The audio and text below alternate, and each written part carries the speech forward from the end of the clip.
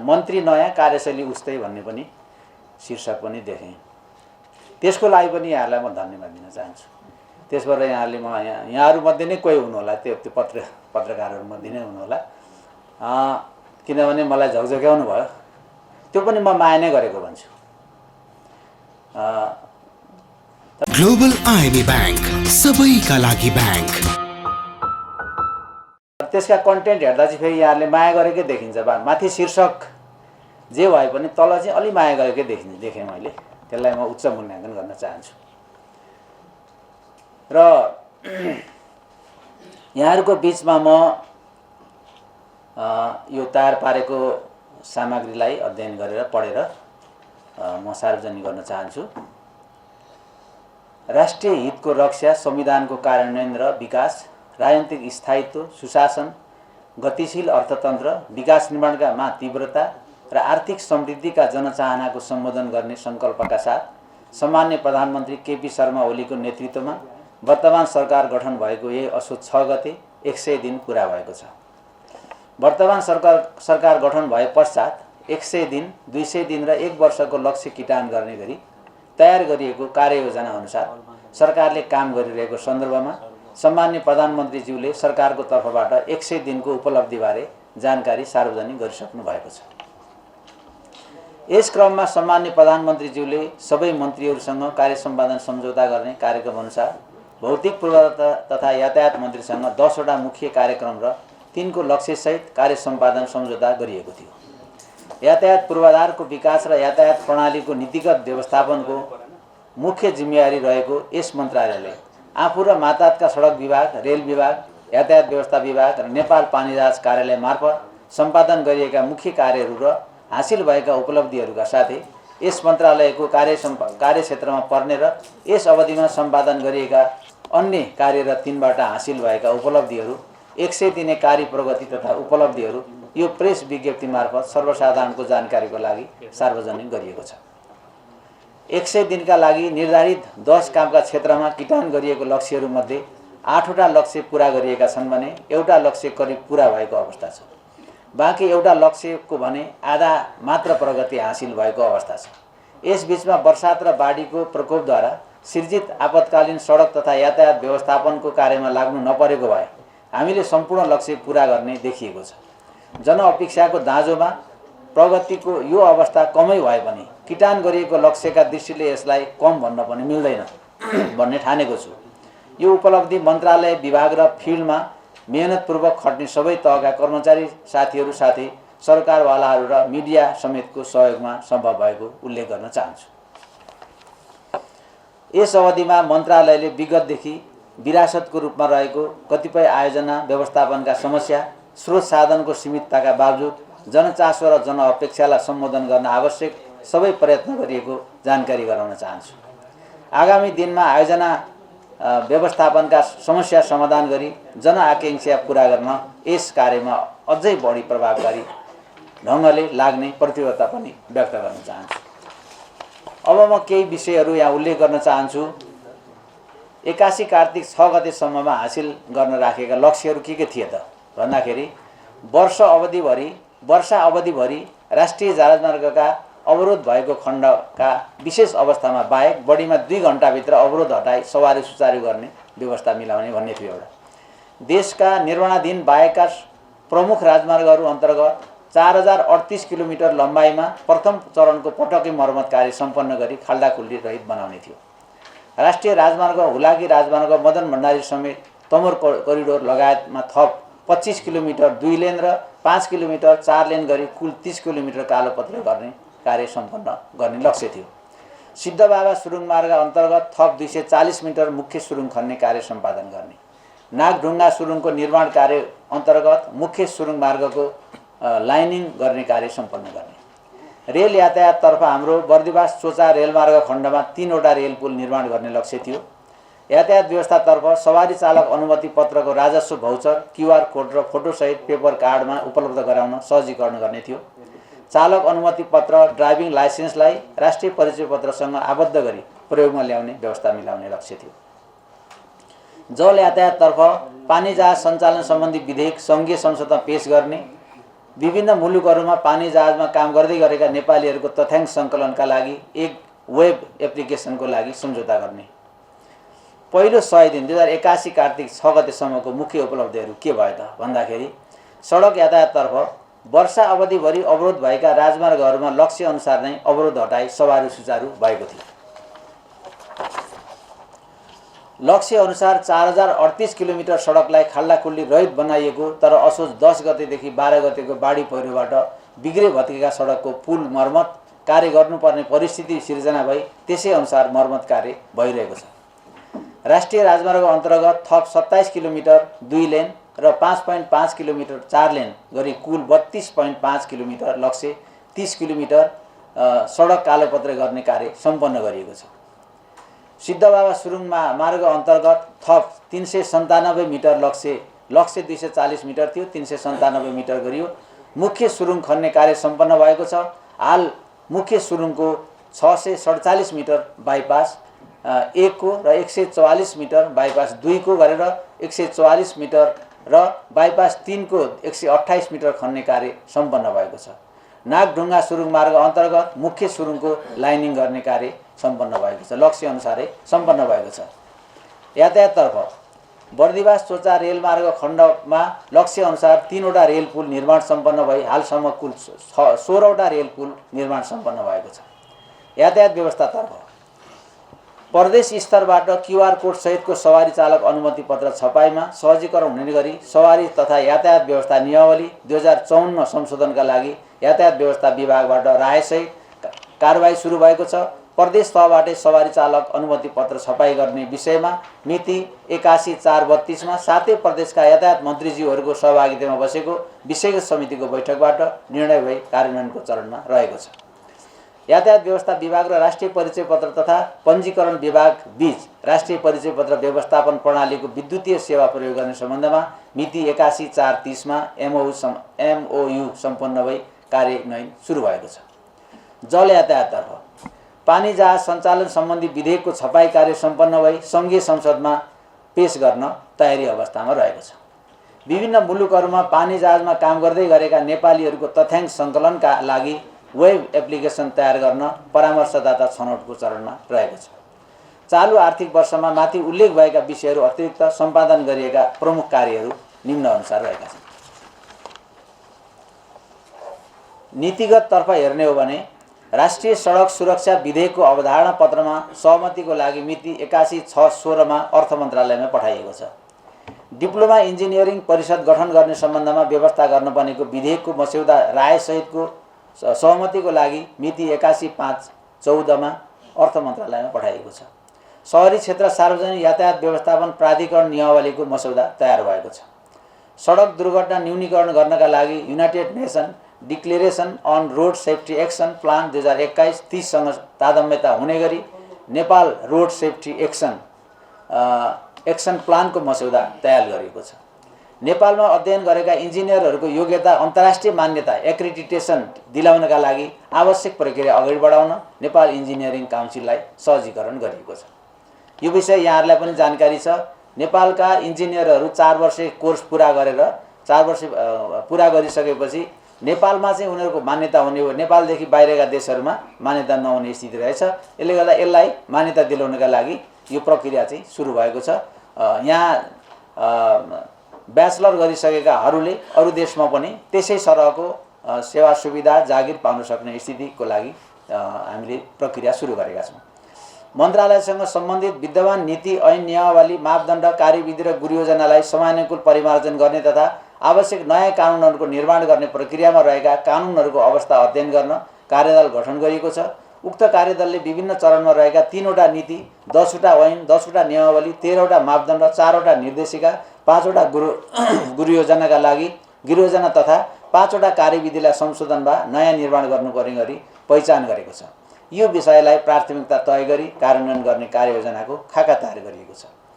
मन्त्रालय तथा सडक विभाग अन्तर्गत रहेका रुग्ण ठेक्काहरूको ठेक्कागत कन्ट्र्याक्ट वाइज अध्ययन गरी समाधानको सिफारिस गर्न मन्त्रालयबाट आन्तरिक समिति गठन गरिएकोमा प्रतिवेदन प्राप्त भएको छ। साथै यो समस्याको विषयमा निर्माण व्यवसाय महासङ्घको तर्फबाट पनि अध्ययन गरी सुझाव प्रतिवेदन दिन अनुरोध गरिएकोमा महासङ्घबाट पनि प्रतिवेदन प्राप्त भएको छ। सडक पूर्वाधार निर्माणतर्फ काठमाडौँ तराई मधेस फास्ट ट्र्याकको मकवानपुरमा पर्ने धेद्रे सुरुङ ब्रेक थ्रु भएको छ।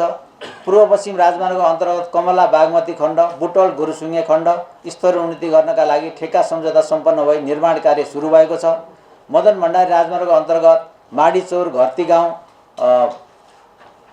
पाती हाल्ने बागचौर खण्ड 53 किलोमिटर र बड्डी चौर गुटु कर्णाली 25 किलोमिटर खण्ड निर्माणका लागि ठेक्का सम्झौता भई निर्माण कार्य सुरु भएको छ। चिनिया अनुदान सहयोगमा देहायका आयोजनाहरूको कार्य अघि बढाउन नेपाल सरकार र China international development cooperation agency बीच लेटर अफ एक्सचेन्ज आदान प्रदान भएको छ। काठमाडौँ चक्रपथको कलङ्कीदेखि महाराजगञ्जसम्मको सडक खण्डको 4.8 किलोमिटर स्तर उन्नति गर्न लेटर अफ 8.2 किलोमिटर स्तर उन्नति गर्न लेटर अफ एक्सचेन्ज 22 अगस्त 2024 मा सम्पन्न भएको छ। मेन्टेनेन्स एन्ड स्लोप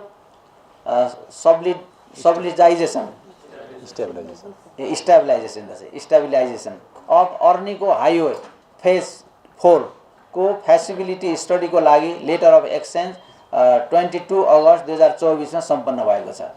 जापान सरकारको अनुदान सहयोगमा Kathmandu valley urban transport system master plan तयारीको लागि 3 वटा वर्किङ ग्रुप समेत गठन भई काठमाडौँ उपत्यकाको यातायात संरचनामा सुधार गर्न आवश्यक प्लानिङको लागि अध्ययन गर्ने कार्य भइरहेको छ। जापान सरकारको अनुदान सहयोगमा project for capacity building for country measures against disaster on major highways कार्यको अध्ययन सुरु भएको छ।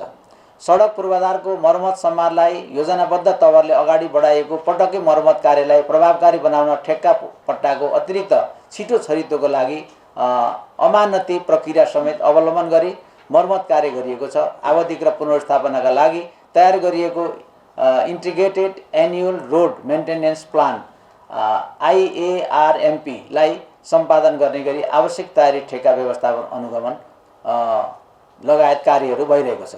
सूर्य विनायक धुलीखेल नागढुङ्गा नौबिसे मुगलिन आबुखैरेनी पोखरा काँकरबिट्टा इटरी कञ्चनपुर कमला बुटोल नारायणघाट गल्छी रसुवागढी कालीगण्डकी कोरिडोर लगायतका कतिपय खण्डहरू निर्माणाधीन अवस्थामा रहेकोले उक्त खण्डहरूमा स्वाभाविक रूपमा यातायात आगमनमा केही असुविधा हुन पुगेको तथापि तोकिएको समयमा कार्य गराउने गरी संयन्त्रलाई परिचालन गरिएको छ। निर्माणाधीन सडक अन्तर्गतका केही ठेक्काहरू कार्यान्वयन चरणमा देखिएका समस्यालाई नजिकबाट हेर्दै विश्लेषण गर्ने र आवश्यकता अनुसार सम्झौता शर्तहरू बमोजिम कारबाही गर्ने गरी तयार भइरहेको छ। साल बसाली प्रकृतिका योजनामा प्रारम्भिक चरणमा सम्पादन गर्नुपर्ने कार्यहरू जस्तै डिजाइन सर्वे लागत अनुमान बोलपत्र कागजात तयारी लगायतका कार्य भई खरिद कार्यको प्रारम्भिक चरणमा रहेकोले आगामी दिनहरूमा लक्ष्य बमोजिम प्रगति देखिनेछ। यातायात व्यवस्थातर्फ यस अवधिमा थप 34,704 सवारी चालक अनुमति पत्र स्मार्ट कार्ड छपाई भई कुल 37,26,359 सवारी चालक अनुमति पत्र स्मार्ट कार्ड छपाई भई वितरण गरिएको छ। ट्याक्सीको रूपमा प्रयोग हुने सवारीको राष्ट्रिय मापदण्डको प्रारम्भिक मसौदा तयार भइसकेको छ।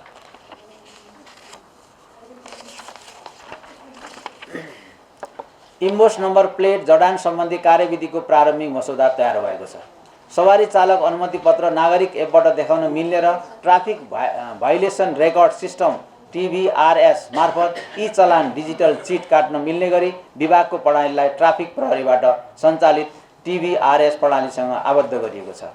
मिति 81/6/8 मा चाडपर्व केन्द्रित यातायात व्यवस्थापनमा सहजता एवं यात्रुहरूको यात्रालाई सहज र सुरक्षित बनाउने सम्बन्धमा 20 बुँदे निर्णय गरी कार्यान्वयन गरिएको थियो। अविरल वर्षाका कारण आएको बाढी र पहिरोका कारण बाटोमा अलपत्र परेका यात्रुहरूको उद्धार कार्यलाई प्रभावकारी तुल्याउन वैकल्पिक मार्ग प्रयोग गर्ने गरी रुट पर्मिट खुला गरिएको थियो। 2081 आश्विन 10, 11 र 12 गतेको वर्षाले उत्पन्न गरेको विपदको कारणबाट क्षतिग्रस्त सडकहरूमा यातायात सञ्चालनका लागि भएका प्रयास तथा उपलब्धिहरू। पृथ्वी राजमार्ग नागढुङ्गा मुगलिन खण्डको विभिन्न स्थानमा पहिरो गई सडक अवरुद्ध भएकोमा असोज 14 गतेदेखि नै दुईतर्फी यातायात सञ्चालन गरिएको। दोलखाको किर्नेटार खिम्ती जलविद्युत आयोजनाको पावर हाउस भएको स्थानको करिब 800 मिटर सडक बगाई यातायात अवरोध भएकोमा जलविद्युत आयोजनाको परिसरबाट वैकल्पिक सडक निर्माण गरी बर्दिवासबाट काठमाडौँ आउने सवारी साधनलाई असोज 16 गतेबाट सञ्चालनमा ल्याइएको थियो। कान्ति राजपथको टिका भैरवदेखि बागमती पुलसम्मको विभिन्न स्थानमा रहेको पहिरो तथा बागमती पुलको एक स्पानसहित 300 मिटर एप्रोच सडक बगाई यातायात अवरोध भएकोमा बागमती पुलमा अस्थायी संरचना निर्माण गरी असोज 22 गतेदेखि यातायात सञ्चालन गरिएको। बीपी राजमार्गको चौकी डाँडादेखि नेपालथोक खण्डको विभिन्न स्थानमा पहिरो गई 12 किलोमिटर सडक वासआउट भएकोमा विभिन्न स्थानहरूमा अस्थायी डाइभर्सन निर्माण गरी असोज 25 गतेदेखि एकतर्फी यातायात सञ्चालन गरिएको। मेची राजमार्गको माइखोला इलाम खण्ड लगायत विभिन्न स्थानमा पहिरो गई हेवा खोलाको बेली ब्रिज बगाई यातायात अवरोध भएकोमा हेवा खोला तथा सिमल खोला तिल्केनी खण्डको माई खोलामा अस्थायी डाइभर्सन निर्माण गरी असोज 25 गतेदेखि यातायात सञ्चालन गरिएको। अर्नीको राजमार्गको विभिन्न स्थानमा पहिरो तथा लिपिङको पक्की पुल र लार्चा बेली ब्रिज वासआउट भई यातायात अवरोध भएकोमा लार्चा खोलामा अस्थायी डाइभर्सन निर्माण गरी असोज 19 गतेदेखि यातायात सञ्चालन गरिएको। कोदारी बजारसम्म असोज 21 गतेदेखि यातायात सुचारू गरिएको। लिपिङ खोलाको पुलमा बेली ब्रिज जडाउनको लागि दमौलीबाट बेली ब्रिज ढुवान गरी तातो पानीमा पुगिसकेको साथै जडानको लागि नेपाली सेनाबाट कार्य सुरु भएको। सुनकोशी नदी पुल खुरकोटको एक स्पान बगाएकोमा हेटौडा एवं लाहानबाट बेली ब्रिज ढुवानी गरी नेपाली सेनाको सहयोगमा बेली ब्रिज जडान गर्ने कार्य सम्पन्न भई कार्तिक 6 गतेबाट यातायात सुचारू भएको।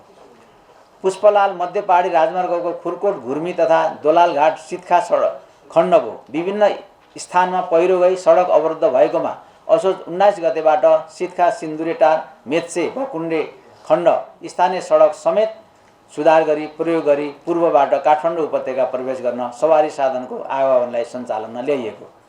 भारत सरकारको सहयोगमा हालसम्म 48.5 मिटर र 70 मिटरका 38 ट्रक बेली ब्रिजका सामग्रीहरू सडक विभागले प्राप्त गरी हेटौडा स्थित सडक डिभिजनको कम्पाउन्ड राखिएको तथा बेली ब्रिजका सामानहरू आउने क्रम जारी रहेको। गणेशमान सिंह मार्ग थानकोट चितलाङ सडकको विभिन्न स्थानमा पहिरो गई सडक अवरोध भएकोमा असोज 14 गतेबाट नै यातायात सञ्चालनमा ल्याइएको। काठमाडौँ सिस्नेरी छैमले हेटौडा सडकको विभिन्न स्थानमा गएको पहिरो हटाउने कार्यको लागि बागमती प्रदेश सरकार मातहतका कार्यलाई मेसिन तथा अन्य आवश्यक उपकरण उपलब्ध गराई सहजीकरण गरिएको। भत्किएका पुलहरू तथा सडकको तत्काल पुनर्स्थापनाको लागि आवश्यक प्रक्रिया सुरु गरिएको। यस क्रममा वैकल्पिक मार्ग नभएका सडक पुल निर्माणलाई प्राथमिकता दिएको। वर्षाको कारणबाट क्षतिग्रस्त सडकहरूमा मन्त्रालय अन्तर्गतकै बजेटबाट आकस्मिक मर्मत गरी यातायात सञ्चालनमा ल्याइएको। वर्षाको कारणबाट क्षतिग्रस्त संरचनाहरूको पुनर्निर्माणको लागि थप 15 अर्ब 16 करोड रुपियाँ लाग्ने प्रारम्भिक अनुमान गरिएको छ।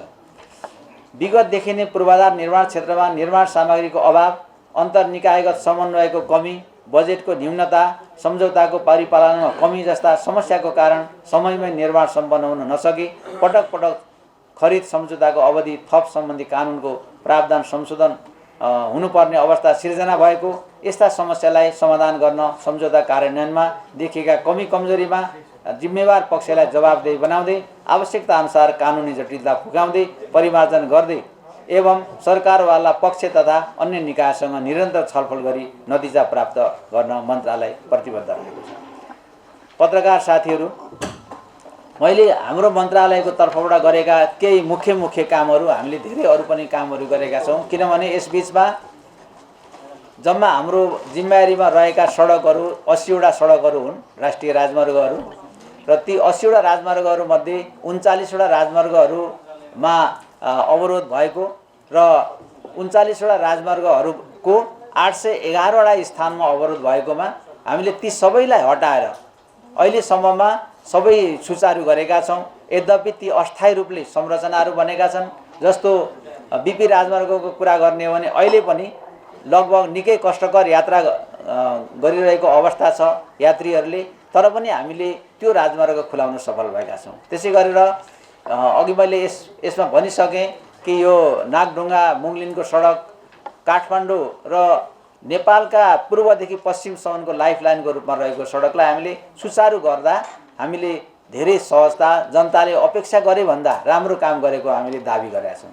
तर पनि स्वाभाविक रूपले जनताले दुःख पाउने भइ नै हाले। तर मेरो फिडब्याक पनि के छ भने जो यात्रीहरू हुनुहुन्थ्यो यसबीचमा यात्रा गर्ने यात्रुहरूको र हामीले नसोचेको काम चाहिँ गर्यो सरकारले भन्ने मैले पनि फिडब्याक पाएको छु। जुन यात्री छन् स्वतन्त्र यात्रीहरू जो यात्रा गरिरहेका छन् उनीहरूको कष्टकर यात्रा थियो, यद्यपि हुँदाहुँदै पनि यात्रीहरूबाटै मैले विभिन्न ठाउँहरूबाट के फिडब्याक पाएको थिएँ भने सरकारले अथवा भौतिक पूर्वाधार मन्त्रालय भन्न उनीहरू जान्दैनन् कतिपय त, तर यो सरकारले चाहिँ यति छिटै यो बाटो खोलेर सहजता यो बनाएको छ। यसको लागि सरकारलाई धन्यवादै भन्ने पाएको छु। अब कतिपय यसको आलोचनाहरू हुने त कुराहरू छँदैछन्, तर पनि त्यो आलोचनालाई पनि हामी ग्रहण गर्दै कामहरू गरिरहेको अवस्था छ। स्थायी संरचना बनाउनु पर्ने छ, यो हाम्रो च्यालेन्जिङ छ। यहाँ हाम्रो सहसचिवले डिजी साहबले पनि भनिसक्नु भएको छ। अर्को नीतिगत कुराहरूमा चाहिँ म यहाँलाई के भन्छु भने यो कानुन निर्माण प्रक्रिया आफैमा निकै जटिल प्रक्रिया हो र लामो लङ प्रोसेस पनि हुन्छ। त्यसो हुँदाखेरि एउटा स्थानमा बसिराख्ने कतिपय कुराहरू त्यो अगाडि नबढ्ने हुन्छ।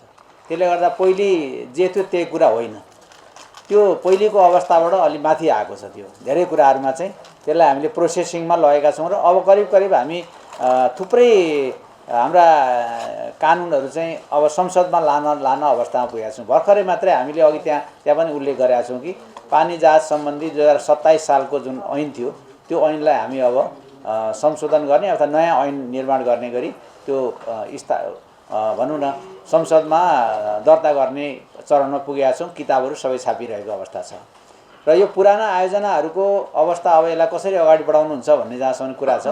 अलिकति यहाँहरूलाई म जानकारी गराउन चाहन्छु कि यो डिजास्टर जुन भयो बाढी पहिरोको कारणले गर्दाखेरि हामीलाई पछाडि धकेल्यो, यो तपाईँ हामी सबैलाई जानकारी भएकै कुरा हो। हामीले अब यो पुनर्निर्माणको कुरालाई अलिकति बढी प्राथमिकता दिनुपर्ने भएको छ। त्यसो हुँदाखेरि पुराना आयोजनाहरू फेरि त्यत्तिकै थाती रहँदैनन्, त्यसलाई पनि प्राथमिकताका आधारमा पुराना आयोजनाहरू पनि अगाडि बढाउँछौँ।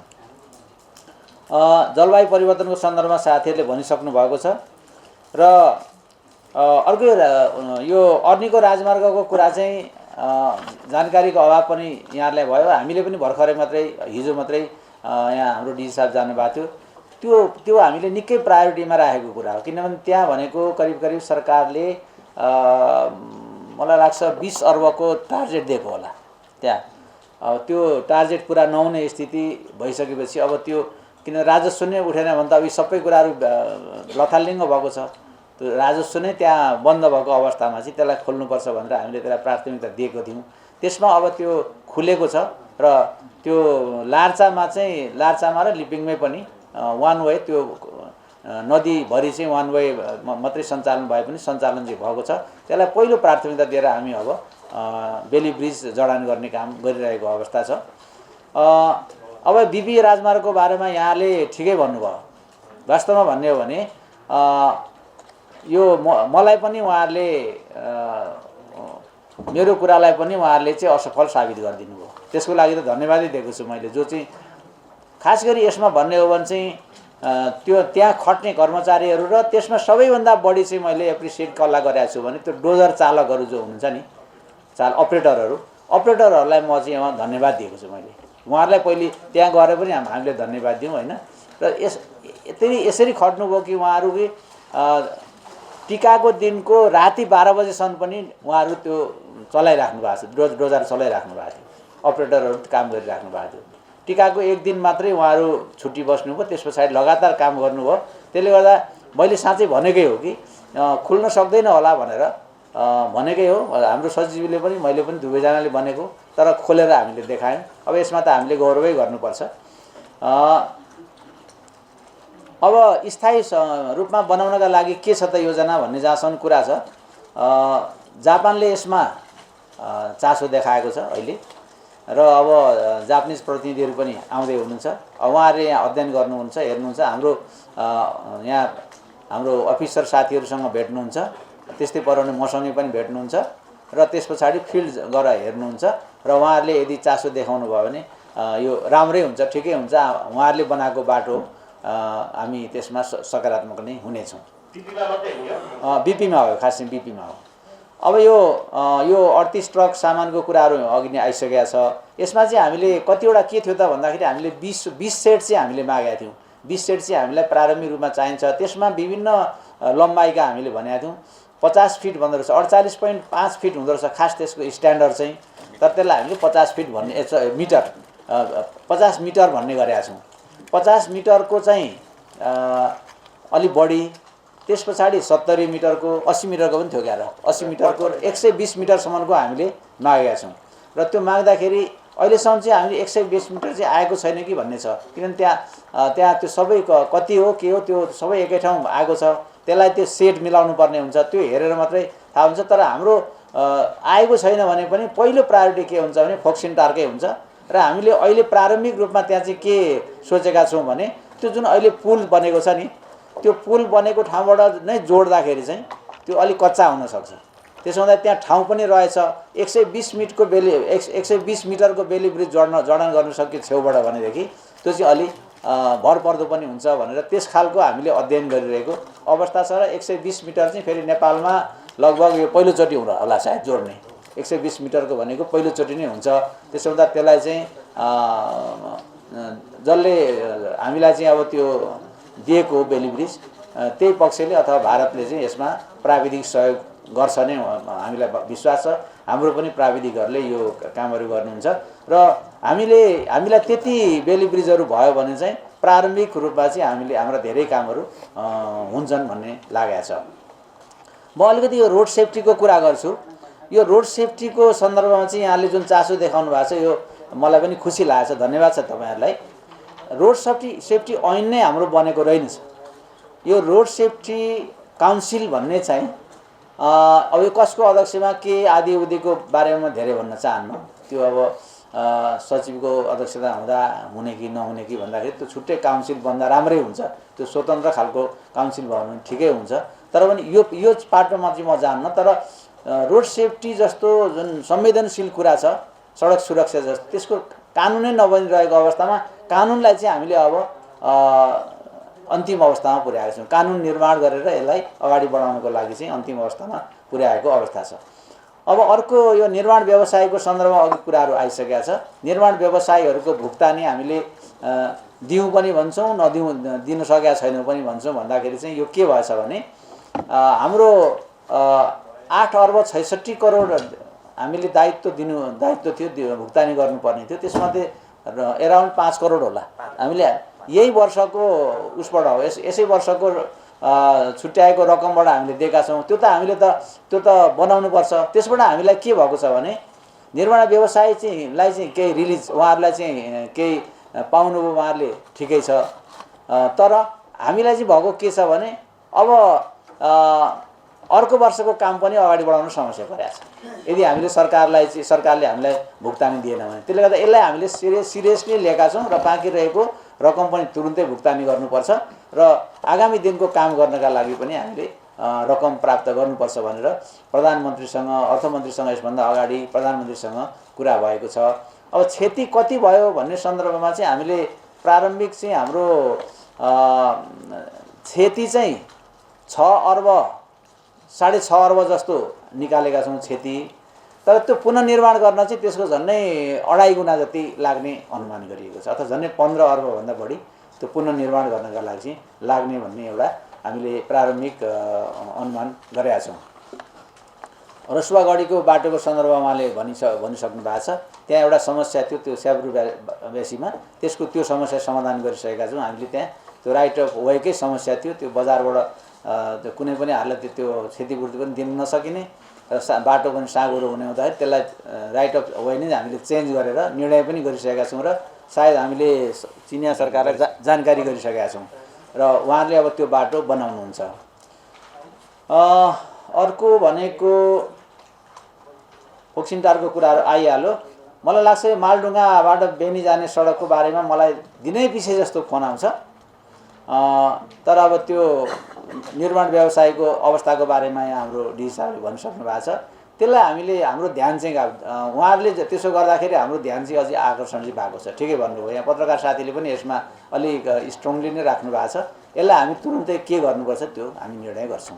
अरू कुरा त लगभग मैले जवाब दिइसकेँ होला। हस् त, धन्यवाद। हजुर, थोरै नि अलिकति अपुग भए जस्तो लाग्यो। हजुर, तपाईँले भन्नुभयो करिब 15 अर्ब जति हाम्रो पुनर्निर्माण गर्न लाग्छ भन्नुभयो। त्यो स्रोत हाम्रो स्रोतले भ्याउँछ कि भ्याउँदैन, त्यसको लागि अब बिपीको लागि त हामीले जापानसँग सहकारी गर्ने वा जापानले चासो देखाउने कुरा भयो।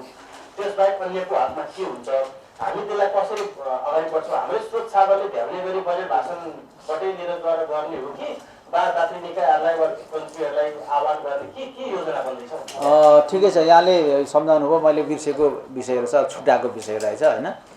अब यसमा झन्डै 7 अर्ब त बिपीकै छ, 7 अर्ब त बिपी पुनर्निर्माण गर्ने नै लाग्ने भन्ने एउटा अनुमान गरिएको छ। अब बाँकीको हकमा चाहिँ हामी दुईवटा मोडलबाट जाँदैछौँ। एउटा भनेको नयाँ अब बजेटलाई अलि पुनर्लेखन गर्ने अथवा बजेटलाई चाहिँ अलिकति संशोधन गर्ने हिसाबले पनि त्यो आउन सक्छ। त्यसको लागि अब दात्री निकायहरूसँगको सहयोगको कुराहरू आउँछ, त्यसै बिचको त्यो बजेटरी सिस्टमबाटै। अनि अर्को चाहिँ के छ भने एउटा लगानी सम्मेलन के भन्छ, यो डिजास्टरको लागि सहयोग गर्ने एउटा सम्मेलन जस्तो हामीले पहिले गरेका थियौँ नि भूकम्प जाँदाखेरि, त्यस खालको पनि गर्ने हो कि, त्यो स्तरमा जाने हो कि होइन, त्यो कोणबाट पनि छलफल चाहिँ भइरहेको छ। अब त्यो नभएको अवस्थामा त हामीले ऋण लिएर अथवा कुनै हिसाबले पनि हामीले जुटाउनु पर्ने हुन्छ। त्यसको लागि चाहिँ छलफल भइरहेको छ र विभिन्न देशहरूले चासो देखाइरहेको अवस्था पनि छ। र अब हामीले त्यो यदि कुनै देशले पनि सहयोग नगर्ने भएछ भने त 15 अर्बकै हामीले चाहिँ बजेट बनाएर त अगाडि बढ्नै पर्ने हुन्छ। अहिले हामीले ठ्याक्कै यो स्रोतबाट भन्ने कुरा चाहिँ यहाँलाई अहिले भन्न सक्ने स्थिति पनि भएन। तर यो जसरी पनि बन्छ र बनाउनुपर्छ, बजेटलाई रिभ्यू गरेर होस् अथवा दात्री निकायसँग आह्वान गरेर होस्, यो दुईवटा विधिबाट चाहिँ हामी यसलाई पुनर्निर्माण गर्छौँ। यसमा अब सरहरूले पनि भन्नु होला होइन, मैले अलिकति भन्छु अनि हाम्रो डिजी साहबले भन्नुहुन्छ।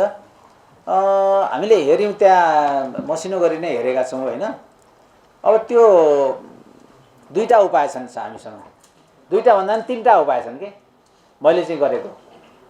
एउटा चाहिँ अलिकति हाई कस्ट लाग्ने खालको उपाय हो, त्यो भनेको चाहिँ 12 किलोमिटरमै पुल बनाउने क्या, त्यो एउटा हाई कस्टको एउटा उपाय हो। भाइडक्ट भन्दा अलि सानो, भाइडक्ट चाहिँ धेरै अग्लो हुन्छ होइन, त्यस्तो। अर्को भनेको चाहिँ अब यो भित्तो खोस्रिने नै हो। यो भित्तो खोस्रिने उपाय नगरौँ, यो चाहिँ फेरि लगिहाल्छ भन्ने कुरा छ। तेस्रो भनेको चाहिँ तलबाट उठाएर लाने हो, तलबाट वाल उठाएर लाने हो। र ती 3टा उपायहरूमध्ये अब उचित चाहिँ मलाई लाग्छ अहिलेको अवस्थामा चाहिँ कस्ट पनि अलि ठिकै खालको हुने खालको त्यो तलबाट उठाएर लाने नै हुन्छ भन्ने लागेको छ।